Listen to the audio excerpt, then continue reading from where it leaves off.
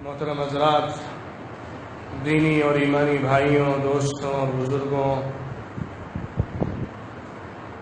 حضور اکرم صلی اللہ علیہ وسلم کی ذات ایسی مقدس ذات ہے جس کی محبت ہر مومن کے دل میں ہوتی ہے اور ہونی چاہیے۔ وہ جتنی زیادہ ہوگی اتنا ہی دین پر عمل آسان ہوگا۔ محمد صلی اللہ علیہ وسلم کی محبت جتنی زیادہ ہوگی، اللہ کی محبت اتنی ہی زیادہ ہوگی، کیونکہ یہ دونوں محبتیں لازم اور ملزوم ہیں۔ لیکن دوستوں، محبت کا پہلا اور بنیادی تقاضا یہ ہے کہ اپنے محبوب کے بارے میں ہمیں معلومات حاصل ہوں، اپنے محبوب کی زندگی سے ہم واقف ہوں۔ محبت کا عالم تو یہ ہوتا ہے کہ محبوب کی گلی کے کتے سے بھی محبت ہو جاتی ہے، حالانکہ ہمارا حال یہ ہے کہ حضور اکرم صلی اللہ علیہ وسلم سے محبت کے دعوے کے باوجود ہمیں آپ کی زندگی کے بارے میں بہت کم معلوم ہے۔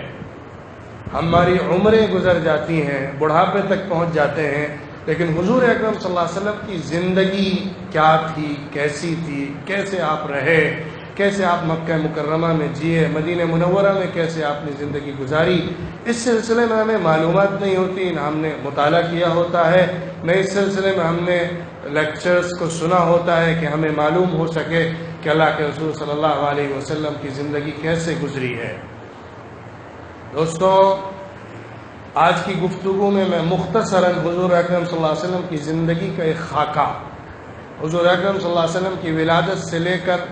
آپ کی وفات تک جو زندگی کے اہم مراحل آئے ہیں اس پر ہلکی سی روشنی ڈالوں گا۔ ظاہر ہے یہ موضوع ایسا ہے کہ اس پر اگر ہزاروں صفحے کی کتابیں لکھی جائیں تو بھی کم رہ جاتی ہیں، اور سالوں اس پر گفتگو کی جائے، خطبے دیے جائیں تو بھی وہ موضوع تشنا رہ جاتا ہے۔ لکھنے والوں نے لکھ کر قلم توڑ کر یہ کہہ دیا کہ اس کے بعد ہمارے لکھنے کی سکت نہ رہی، لیکن ان کا جو وصف ہے، ان کی جو عظمت ہے، ان کی جو بلندی ہے، ان کا جو مقام ہے، ان کی زندگی کا جو پیغام ہے، اس کو پورے طور پر ادا نہیں کیا جا سکا ہے۔ بیان کرنے والوں نے بیان کر کر کے پوری زندگیاں اس کی خاک چھان کے اور اس حقیقت کو اور اس عظمت کو گردان کے گزارنے کے بعد آخر میں یہ اعتراف کیا کہ ان کی عظمت کا 1% بھی حق ادا نہ ہو سکا ہے۔ تو اس مختصر سے گفتگو میں ظاہر بات ہے ان کی زندگی کو سمیٹا نہیں جا سکتا، ان کی زندگی کے ہر مرحلے پر پورے طور پر روشنی نہیں ڈالی جا سکتی، لیکن میں کوشش کروں گا کہ ایک بنیادی خاکہ، ایک اجمالی تصور حضور اکرم صلی اللہ علیہ وسلم کی زندگی کا ہمارے ذہنوں میں آ جائے، تاکہ اس محبوب کی سیرت سے ہم بنیادی طور پر واقفیت حاصل کر لیں۔ دوستوں، دنیا میں جن شخصیات نے سب سے زیادہ اثر ڈالا ہے، یا ہسٹری کے اندر جو سب سے زیادہ افیکٹو پرسنالٹی رہی ہیں، صرف مسلمان ہی نہیں، غیر مسلم بھی اس بات کو ماننے پر آمادہ ہیں کہ ان میں سب سے پہلا نام اگر کسی کا آ سکتا ہے تو محمد صلی اللہ علیہ وسلم کا نام ہے۔ مائیکل ہارٹ، جو ایک بہت بڑا عیسائی مصنف ہے، کرسچن رائٹر ہے، اس کی جو مشہور معرکۃ الآراء کتاب دا 100، جو 100 افیکٹو پرسنالٹی کے بایوگرافی پر اس نے ایک کتاب لکھی ہے، جو دنیا میں پوری تاریخ کے اندر 100 ایسے لوگ آئے ہیں جنہوں نے سب سے زیادہ لوگوں کے اندر تبدیلی پیدا کی ہے، لوگوں کی اصلاح کے اندر جن کا سب سے بڑا رول رہا ہے، تو اس میں اس نے سب سے پہلا نام محمد عربی صلی اللہ علیہ وسلم کا رکھا ہے۔ وہ کہتا ہے کہ میں اس کتاب کو لکھنے میں اور اس کتاب میں سب سے پہلے اس نام کو لانے میں بڑا شک میں رہا۔ میرا دل کہتا تھا کہ میں عیسیٰ علیہ السلام کا نام سب سے پہلے لاؤں، کیونکہ وہ میرے نبی ہیں اور میں ان پر ایمان رکھتا ہوں اور میرے لیے سب سے مقدس ہستی ہیں، لیکن میرا دماغ کہتا تھا کہ اگر تم ہسٹری کے اعتبار سے جائزہ لے رہے ہو اور ہسٹری کے اندر، تاریخ کے اندر سب سے زیادہ مؤثر شخصیت کو ڈھونڈ رہے ہو جس نے انسانوں میں سب سے زیادہ اور سب سے بڑے پیمانے پر اصلاح اور تبدیلی کا کام کیا ہے، تو وہ محمد کی ذات ہے۔ اخیر میں اس نے کہا کہ میں نے اپنے عقل کی بات مانی اور سب سے پہلا نام ان کا لکھا۔ اس کے علاوہ بھی بہت سارے یورپ کے ایسے رائٹرز ہیں، مصنفین ہیں، جنہوں نے محمد صلی اللہ علیہ وسلم کی عظمت کو مانا ہے، اس کا اعتراف کیا ہے۔ ان کی زندگی جو مختصر زندگی ہے، اس نے جو پوری دنیا پر آج تک اور قیامت تک انشاءاللہ وہ اثر باقی رہے گا، اس کا اعتراف کیا ہے۔ ایک یورپین رائٹر ہے، بڑا مصنف اور مقرر ہے، تھامس کارلائل۔ یہ اس کا برٹش میوزیم ہال کے اندر لیکچر ہوتے تھے، اور اس کے لیکچرز پوری دنیا میں مشہور ہو گئے تھے، اور خاص طور پہ یورپ کی کنٹریز میں تو بہت اس کا نام ہو گیا تھا۔ لوگ دور دور کے علاقوں سے آ کر اس ہال میں اس کے لیکچرز سنتے تھے۔ ان لیکچرز کو ایک کتاب کی شکل بھی اس نے دی ہے، ہیرو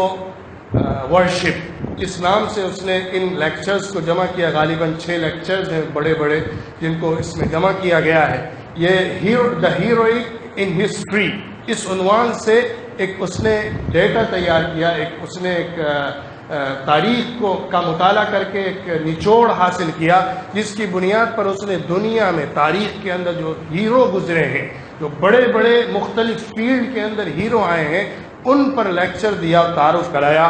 اس میں اس کا ایک لیکچر تھا ہیرو ایز اے پروفٹ۔ اس سبجیکٹ کو لے کر جب وہ ہال میں آیا تو اس نے محمد صلی اللہ علیہ وسلم کی ذات کا انتخاب کیا۔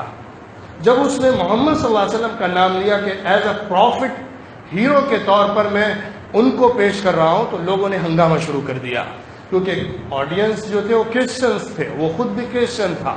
لوگوں نے ہنگامہ کیا اور شور مچانے لگے، عیسیٰ علیہ السلام کے بجائے ایز اے ہیرو تم محمد کو پیش کر رہے ہو۔ لوگ اٹھ کے جانے لگے ہال سے۔ تو اس نے کہا کہ ہال میں اگر ایک آدمی بھی نہیں بچتا ہے تب بھی میں دیواروں کو لیکچر دوں گا اور اسی شخصیت پر بات کروں گا۔ میں ہسٹرین ہوں، میں ہسٹری کا مطالعہ کرنے والا ہوں، میں تاریخ کو دیکھ رہا ہوں، میں سارے انبیاء کی زندگی اور ان کی پوری حیات کو سامنے رکھ کر اس نتیجے پر پہنچا ہوں کہ اگر ہیرو کے طور پر کسی کو پیش کیا جا سکتا ہے تو محمد کی ذات ہے۔ اس نے آدھے گھنٹے اپنا رخ موڑ کے دیوار کی طرف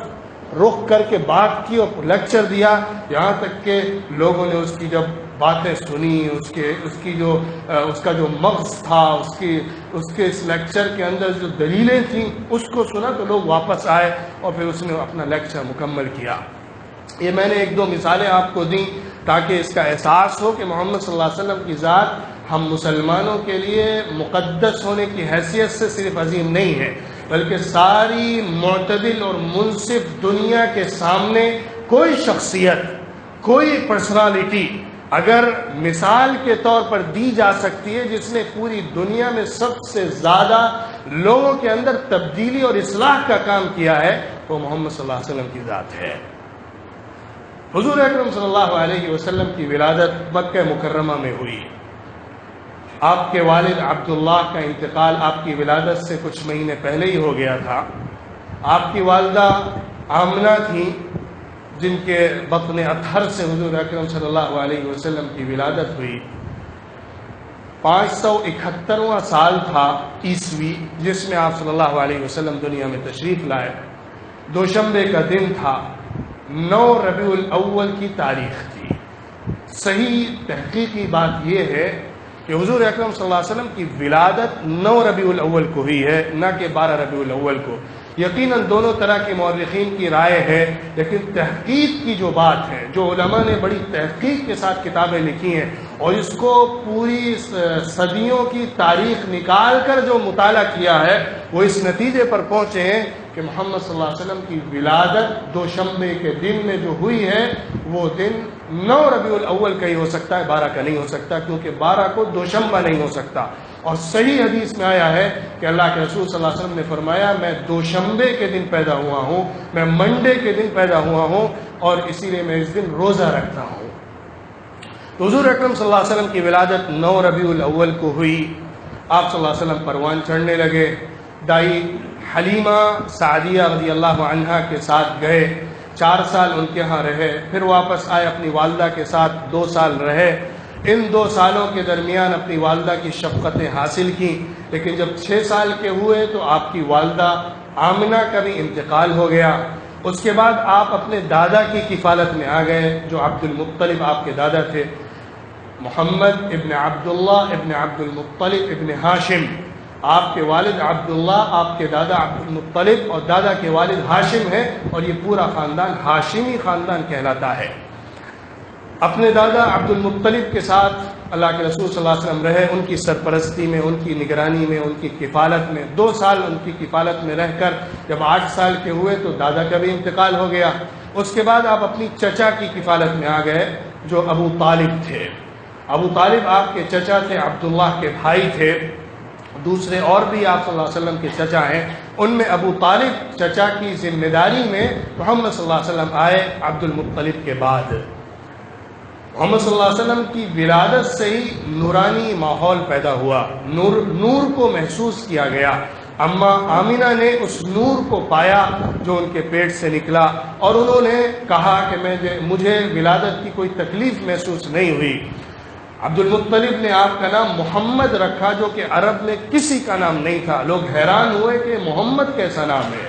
محمد تو عرب میں کوئی نام نہیں رکھتا ہے۔ تو عبد المطلب نے کعبے کے پاس آ کر کہا، میں نے اپنے اس بچے کا نام محمد رکھا ہے کیونکہ یہ سردار ہوگا اور ساری دنیا میں، سارے عرب میں اس کی تعریف کی جائے گی۔ محمد کا مطلب ہوتا ہے جس کی تعریف بہت زیادہ کی جائے،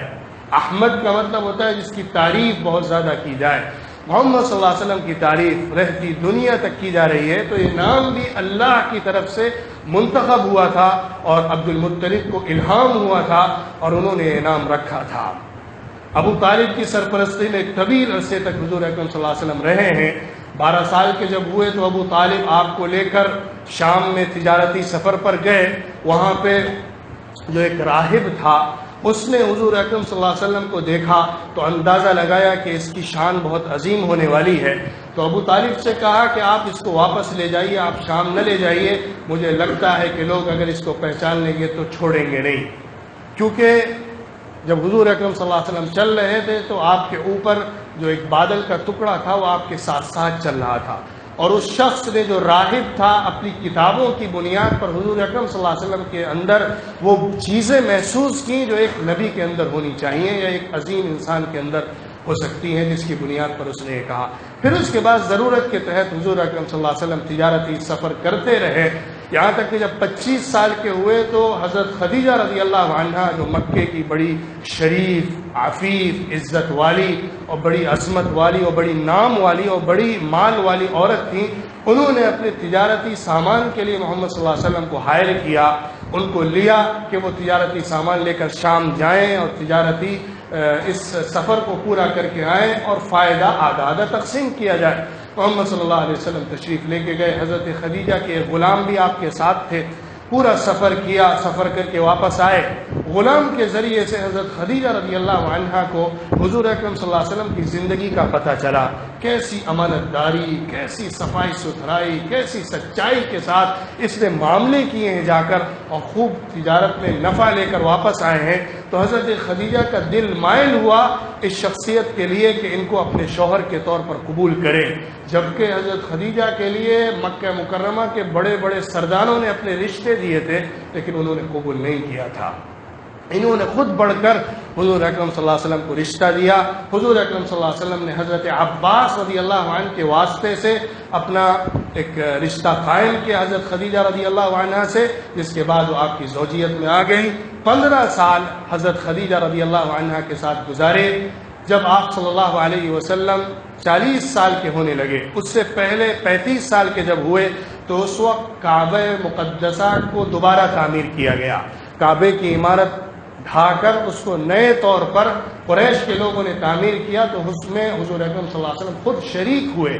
اور ایک بڑا واقعہ اس وقت پیش آیا تھا، جو حجر اسود تھا اس کو لے کر لوگوں میں بڑا ہنگامہ ہو گیا تھا، قریش کے قبیلوں میں لڑائی تک کی نوبت آ گئی تھی۔ وہ پتھر اٹھا کر رکھا گیا، پھر تعمیر کی گئی۔ اب مسئلہ یہ آیا کہ پتھر دوبارہ کعبے میں جا کر لگائے گا کون؟ ہر قبیلہ آگے بڑھنے لگا کہ یہ شرف میں حاصل کروں گا اور اس کی عزت مجھے ملنی چاہیے۔ یہاں تک کہ قبیلوں میں آپس کے لوگوں میں معاہدے ہونے لگے اور خون کے پیالوں میں ہاتھ ڈال ڈال کے انہوں نے قسمیں کھائیں کہ اگر ہمیں یہ عزت نہیں ملی تو کسی کو نہیں مل سکتی، اور نہ ہم خون بہا دیں گے مکہ مکرمہ کے اندر۔ اس طرح کی صورتحال بن گئی، اسے ایک پتھر، عظیم پتھر کو لے کر،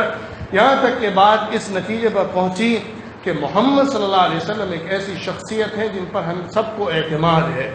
یہ جو فیصلہ کر دیں گے ہم سب اس کو مان لیں گے، اور اس لڑائی کے معاملے کو مؤخر کرتے ہیں اور جھگڑے میں نہیں پڑتے ہیں۔ پھر حضور اکرم صلی اللہ علیہ وسلم نے اس سلسلے میں بڑا حکیمانہ فیصلہ کیا۔ آپ نے ایک بڑی سی چادر منگائی، اپنے ہاتھ سے حجر اسود کو اٹھا کر اس میں رکھا، اور قبیلے کے بڑے بڑے سرداروں کو بلایا اور کہا اس چادر کے ایک ایک کونے کو تم سب پکڑ لو اور اٹھا کے لے جاؤ اور کعبے کے نزدیک رکھو، میں اس کو اٹھا کر وہاں لگا دوں گا۔ اس طرح تمام قبیلوں کو یہ عزت بھی مل گئی کہ ہم نے اس حجر اسود کو اٹھایا، اور حضور اکرم صلی اللہ علیہ وسلم نے اپنی حکیمانہ تدبیر سے اس مسئلے کو ختم کیا اور بڑی جو جنگ ہو سکتی تھی اس کو روک دیا۔ یاد رکھیے کہ عرب کی زمین جنگوں کی زمین تھی، یہاں چھوٹی چھوٹی بات پر خطرناک جنگیں ہو جایا کرتی تھی جو سالوں چلتی تھی، 40 سال، 50 سال، 100 سال تک جنگیں چلتی تھی۔ حرب بسوس ایک بڑی جنگ تھی جو وہاں پہ حجاز کی سرزمین پر پیش آئی تھی، مکہ مکرمہ کے قبیلوں میں پیش آئی تھی۔ یہ جنگ کس بنیاد پر ہو رہی تھی آپ سن لیں گے تو حیران رہ جائیں گے۔ ایک عورت تھی، اس کا ایک باغ تھا، ایک کھیت تھا، اس کھیت کے اندر ایک اونٹ آ گیا دوسرے قبیلے کی، ایک دوسرے آدمی کا۔ اس اونٹ کو اس عورت نے مار دیا کیونکہ وہ اس کے کھیت میں چرنے آ گیا تھا۔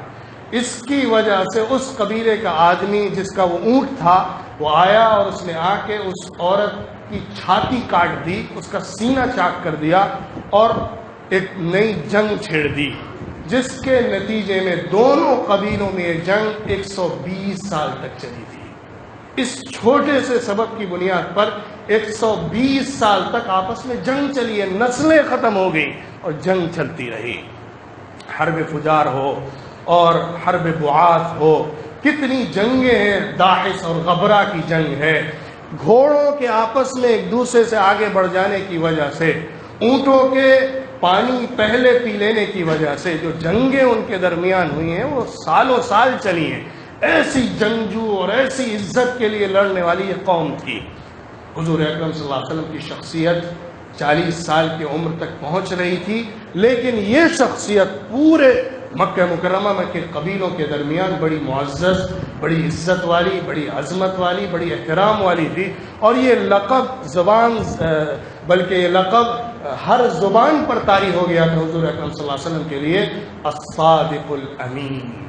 یہ سب سے سچا اور سب سے امانت دار آدمی ہے مکہ مکرمہ کا۔ لوگ آ کر اپنی امانتیں حضور اکرم صلی اللہ علیہ وسلم کے پاس رکھوایا کرتے تھے۔ یہ شہرت حضور اکرم صلی اللہ علیہ وسلم کو اخلاقی عظمت کی بنیاد پر پورے مکہ مکرمہ میں مل چکی تھی۔ پھر آپ صلی اللہ علیہ وسلم کا دل کبیدہ خاطر ہوتا تھا لوگوں کے شرک کو دیکھ کر، بتوں کے سامنے پرستش کو دیکھ کر۔ آپ نے کبھی بھی اپنے اس دور میں بھی جو 40 سال کا نبوت سے پہلے کا ہے، کسی بت کے سامنے ماتھا نہیں ٹیکا تھا، کسی کی عبادت غیر اللہ کی نہیں کی تھی۔ حضور اکرم صلی اللہ علیہ وسلم پریشان ہوتے تھے لوگوں کو دیکھ کر، کس طرح وہ بتوں کے سامنے جھک رہے ہیں، لیکن ان کو راستہ سمجھ میں نہیں آتا تھا کیسے اصلاح کا کام کیا جائے، کیسے لوگوں کو سدھارا جائے، کیسے لوگوں کی اصلاح کی جائے۔ یہاں تک کہ 40 سال کی عمر پورے ہونے سے 6 مہینے پہلے حضور اکرم صلی اللہ علیہ وسلم کو خواب آنے لگے۔ یہ خواب بالکل سچے ہوتے تھے، جو رات میں خواب دیکھتے تھے وہ صبح بیدار ہونے کے بعد کھلی آنکھوں نظر آتا تھا، جو رات میں دیکھا وہی سامنے آیا۔ یہ نبوت کا ایک ابتدائی حصہ تھا۔ حضور اکرم صلی اللہ علیہ وسلم نے فرمایا ہے سچا خواب جو ہوتا ہے یہ نبوت کے 46واں حصہ ہے، نبوت کا 46واں حصہ ہے۔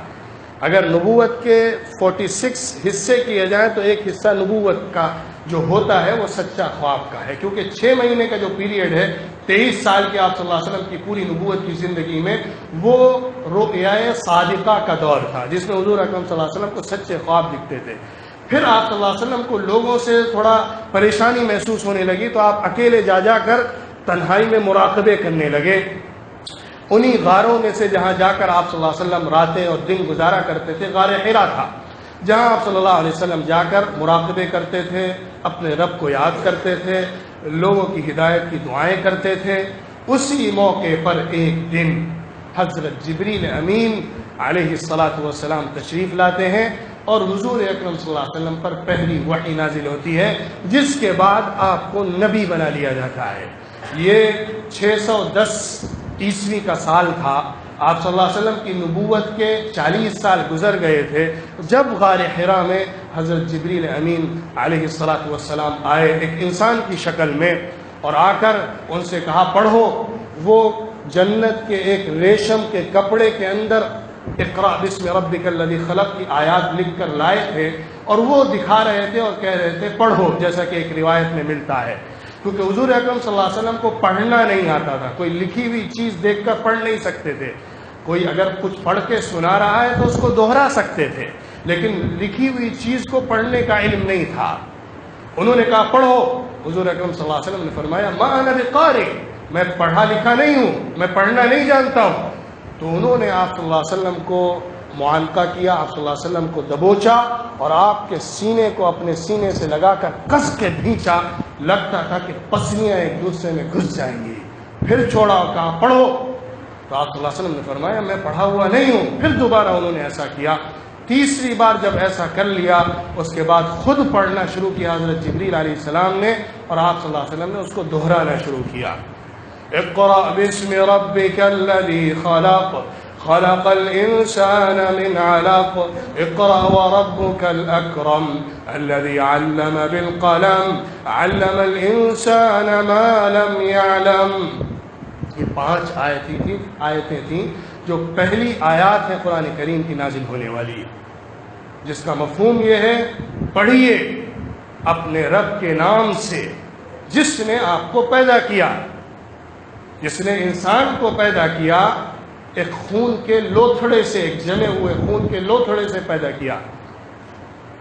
آپ پڑھیے، آپ کا رب بہت زیادہ عزت والا ہے، جس نے قلم کے ذریعے سے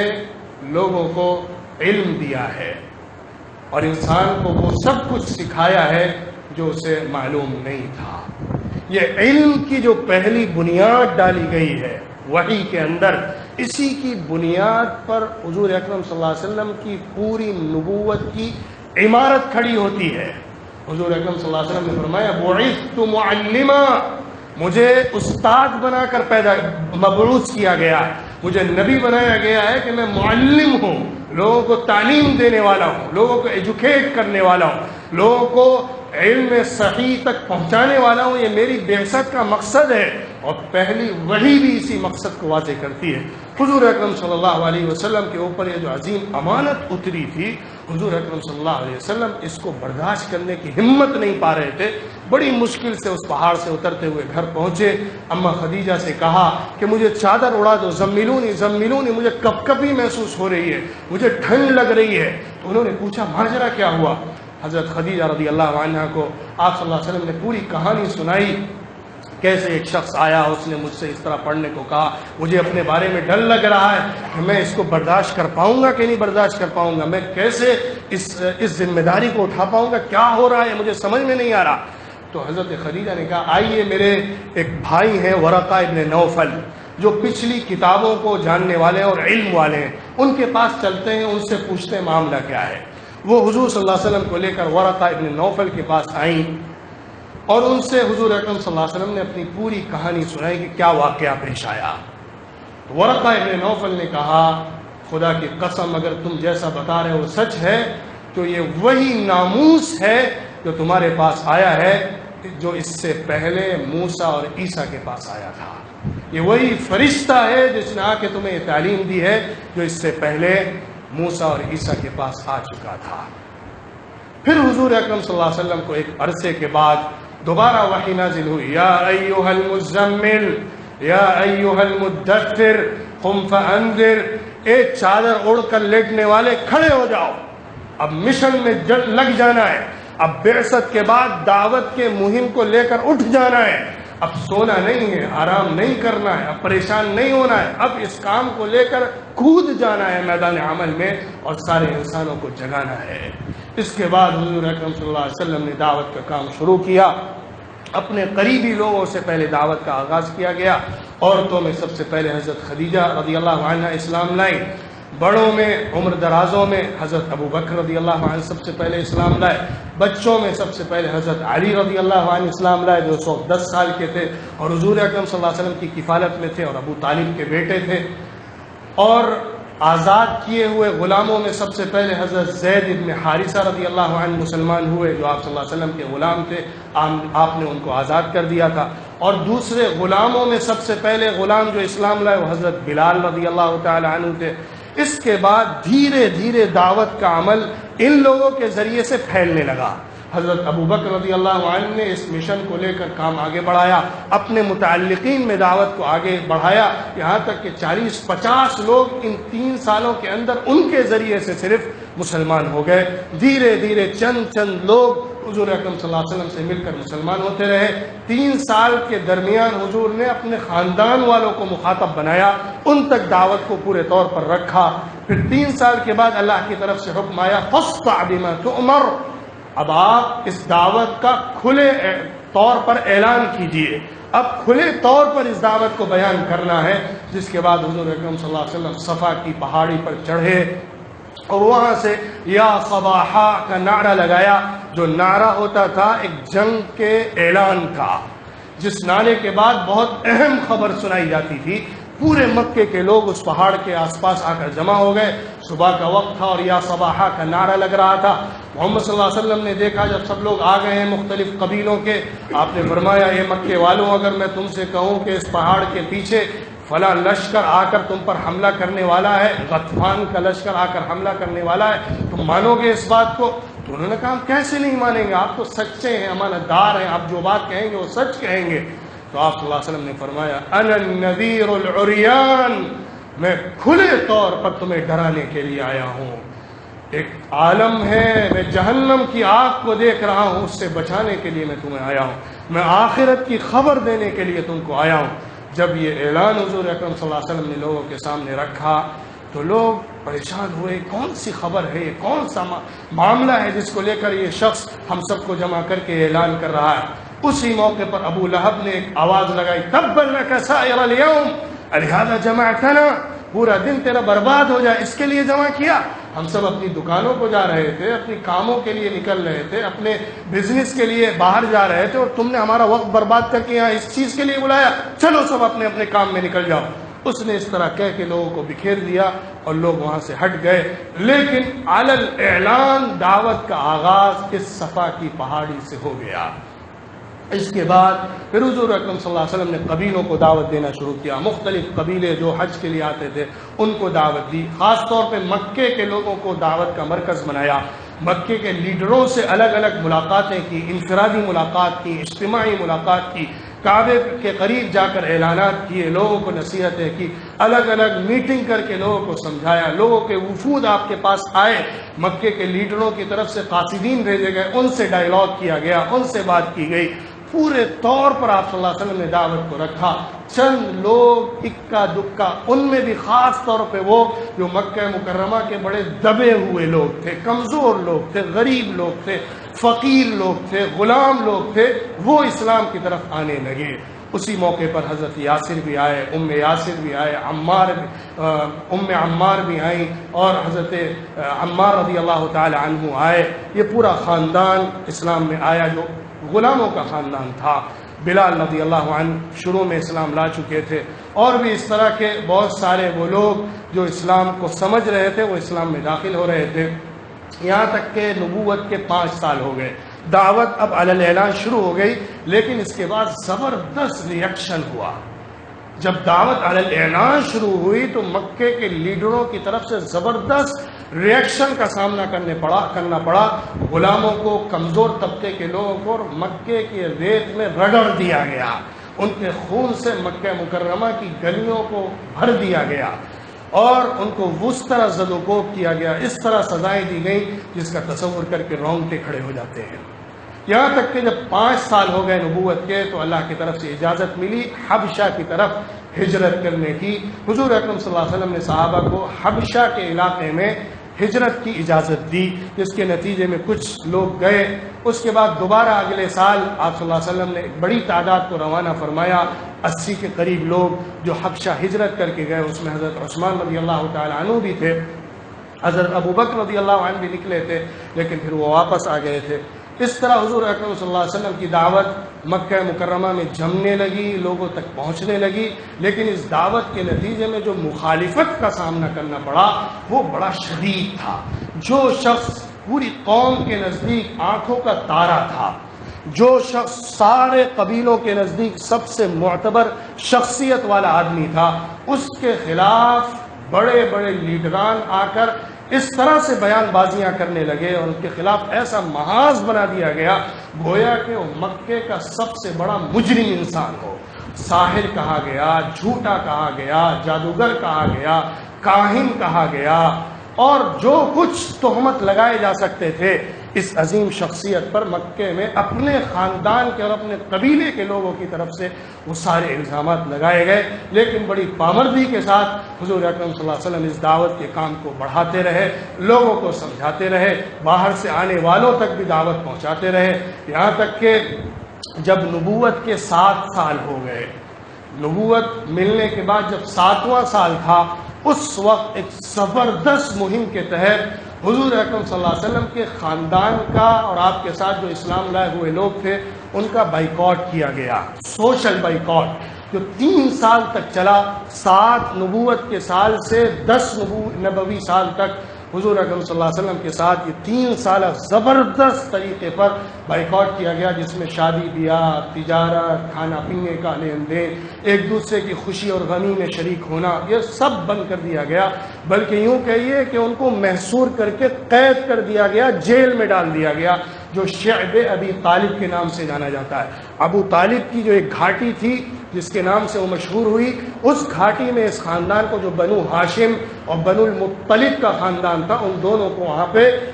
قید کر دیا گیا اور ان سے ہر طرح کے تعلقات توڑ لیے گئے۔ 3 سال کے بعد پھر یہ تعلقات دوبارہ استوار ہوئے، دوبارہ سے رشتے ناطے آپس میں قائم ہوئے، لیکن جب 10واں سال آیا جس میں یہ حالات بدلے، اسی سال آپ صلی اللہ علیہ وسلم کی بیوی حضرت خدیجہ رضی اللہ عنہا کا انتقال ہو گیا۔ ابو طالب جو آپ کے لیے بڑا باہر کے معاملات میں ڈیفینسو ایک بڑا رول ادا کرتے تھے، ان کا بھی انتقال ہو گیا۔ ابو طالب کا انتقال شرک کی حالت میں ہوا، اسلام پر نہیں ہوا، اہل سنت کے جمہور کی یہی رائے ہے۔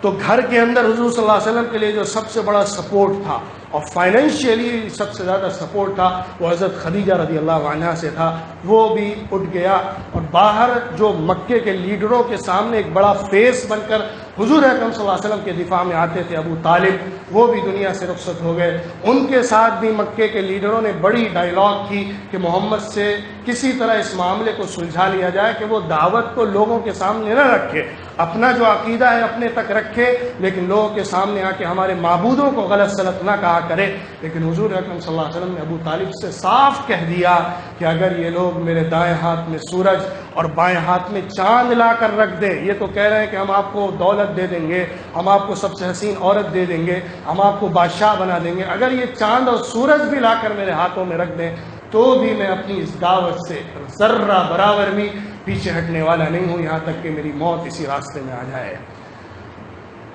یہ سال جو 10واں سال تھا نبوت کا، اس کو عام الحزن کہا گیا، غم کا سال تھا، کیونکہ اس میں حضور اکرم صلی اللہ علیہ وسلم پر بڑی سخت مصیبت پڑی حضرت خدیجہ رضی اللہ عنہا اور ابو طالب کے وصال کے نتیجے میں، اور پھر مکہ مکرمہ کے لیڈروں کی طرف سے زبردست طریقے پر پریشرائز کیا گیا کہ وہ اپنے مشن سے پیچھے ہٹیں۔ پھر اس کے بعد اسی موقع پر حضور اکرم صلی اللہ علیہ وسلم اسی سال اس کے بعد طائف کی سرزمین پر گئے، وہاں کے جو حالات پیش آئے، برا ریئیکشن ملا، لوگوں نے مار کر بھگایا، وہاں پہ بھی دعوت کامیاب نہیں ہو سکی اور حضور اکرم صلی اللہ علیہ وسلم واپس آ گئے۔ پھر 11 سال جو نبوت کا 11واں سال تھا، اس میں آپ صلی اللہ علیہ وسلم کو معراج کے لیے آسمانوں کے اوپر بلایا گیا۔ اللہ نے ضیافت فرمائی، آسمانوں کی سیر کرائی، اپنی مکالمت اور اپنی ملاقات کا شرف دیا، اور اس کے بعد آپ صلی اللہ علیہ وسلم کو 5 نمازوں کی فرضیت کی شکل میں ایک تحفہ دیا گیا، جس کو لے کر حضور اکرم صلی اللہ علیہ وسلم واپس تشریف لائے۔ اس کے بعد پھر آپ صلی اللہ علیہ وسلم نے مکے کے باہر کے لوگوں کو اپنا ٹارگٹ بنایا، ان سے بات چیت اور ڈائلاگ شروع کیا۔ اس میں خاص طور پہ مدینہ منورہ سے آنے والے جو حاجی تھے ان سے خفیہ میٹنگ کی گئی۔ پہلے سال جو 11واں نبوی سال تھا، اس میں تو 11 لوگوں سے ایک عام سی ملاقات ہوئی، لیکن اس کے اگلے سال جو 12واں نبوت کا سال تھا، اس میں تقریباً 12 لوگ جو مدینہ منورہ سے حج کے لیے آئے تھے، ان سے عقبہ میں مکہ مکرمہ سے ہٹ کر کچھ کلومیٹر پر ایک گھاٹی تھی، اس میں خفیہ میٹنگ کی گئی، جس میں کسی کو شریک نہیں کیا گیا، صرف حضرت عباس رضی اللہ عنہ صاحب تھے۔ اس میں آپ صلی اللہ علیہ وسلم نے دعوت رکھی، انہوں نے دعوت کو قبول کیا، وہ واپس مدینہ گئے اور وہاں دعوت کا کام شروع ہوا، لوگ اسلام میں داخل ہونے لگے۔ پھر اگلے سال جو نبوت کا 13واں سال تھا، اس میں مدینہ منورہ سے تقریباً 80-90 لوگ، جس میں عورتیں بھی 20 کے قریب تھیں اور 70 کے قریب مرد تھے، وہ لوگ حج کے لیے جب آئے تو ایک خاص میٹنگ ان کے ساتھ اسی عقبہ کی گھاٹی میں کی گئی، جو عقبہ ثانیہ کہلاتی ہے، جس میں حضور اکرم صلی اللہ علیہ وسلم نے اپنا پورا مشن رکھا ان کے سامنے، اور پورا اپنا خاکہ ان کے سامنے رکھا، اور ان سے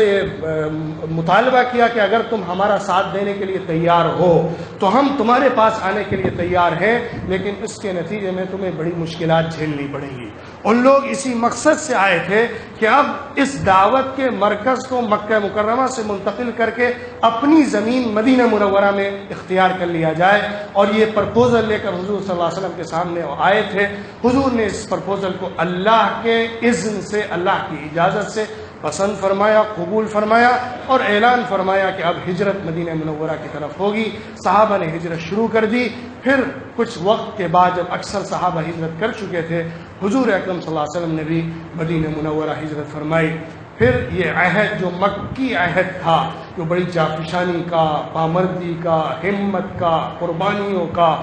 صداؤں کے جھیلنے کا، اسلام کو ثابت کرنے کا، استقامت کا، ثابت قدمی کا دور تھا، وہ ختم ہوا۔ ایک نیا دور